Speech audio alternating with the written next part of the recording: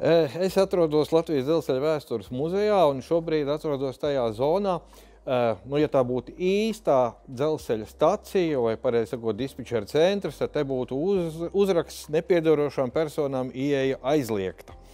Jā, ir arī iemesls, kāpēc tas tā ir šajā gadījumā.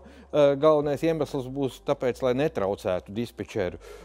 Proti, mūsu dzelzceļa makets ir diezgan precīza, īstā dzelzceļa, faktiski īstā dzelzceļa attēlojums, un tāpat kā īstajā dzelzceļā, arī šeit ir jānodrošina vilcienu kustības vadība. Protams, galveno lomu šeit, tāpat kā īstajā dzelzceļā, ir uzņēmies dators, bet ar datoru ir jāstrādā un dators ir jākontrolē. Šajā gadījumā ir jākontrolē ne tikai dators, bet arī ritošais sastāvs, jo atšķirībā no dispečeriem, kuri vada vilcienu kustību kaut kādā iecirknī dzelzceļā, šeit tiek vadīta gan vilcienu kustība, gan arī faktiski paši ritekļi, jeb lokomotīvas. Tātad te ir tāda dubultā funkcija un te diezgan liela koncentrēšanās ir nepieciešama. Ja viss noris tā kā tas ir paredzēts, tad tā nav problēma, bet ja kaut kas iet ārpus paredzētā, tad ir jau jāiejaucās dispečeram.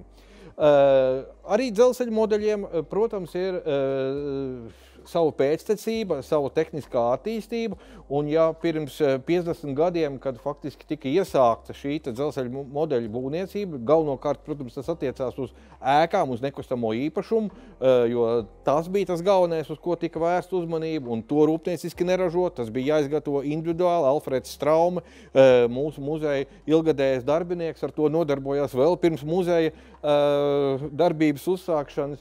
Bet, ja mēs runājam tieši par tehnisko nodrošinājumu, tad arī kādreiz dzelzceļa modelis katrā stacijā bija savu pults, tāpat kā kādreiz Spāras stacijā bija šāda pults, tagad tur ir dators, arī toreiz katru staciju vajadzēja vadīt individuāli. Tagad mums ar datoru palīdzību ir iespējams tāpat kā dzelzceļā, lielajā dzelzceļā, dispečera centrā vadīt visu vilcienu kustību starp visām stacijām. Šajā gadījumā viens iecirknis Līvbērze, Spāri un Tukums.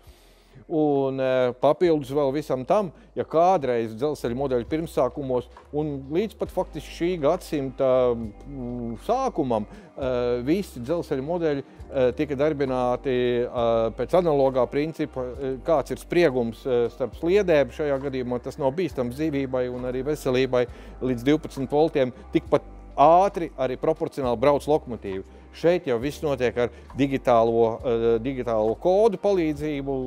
Lokomotīvi saņem pastāvīgu spriegumu, bet kontrolers jau nosaka to, ar kādu ātrumu un ar kādu skaņu šajā gadījumā un ar kādām gaismām lokomotīvi kustēsies vai nekustēsies, stāvēs, ātrāk, lēnāk brauks. To visu var ieprogrammēt ar šī te datora palīdzību.